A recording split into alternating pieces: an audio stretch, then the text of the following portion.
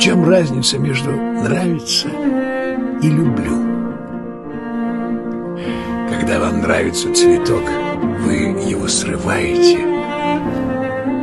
Но если вы любите цветок, вы ежедневно его поливаете.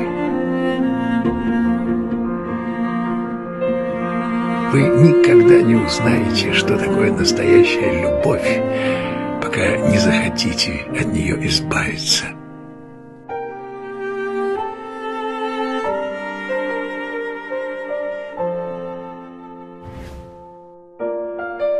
Настоящая любовь не имеет счастливого конца. Ведь любовь не заканчивается. Я люблю тебя, как звезды любят небо, а темнота — ночь.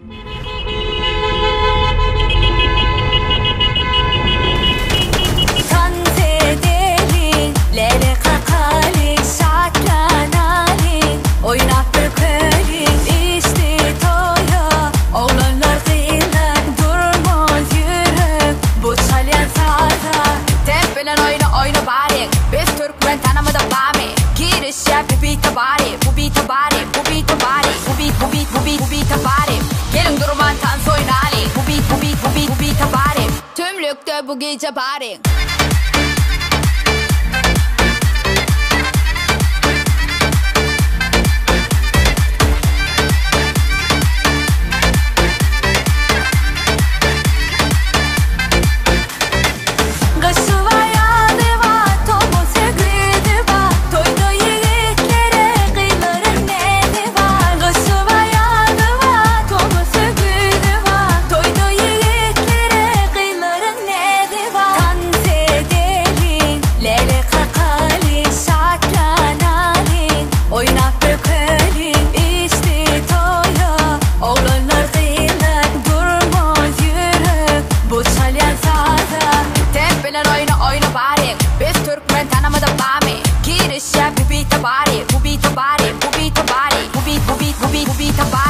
Gelin durman tanz oynali. Bu beat bu gece bari.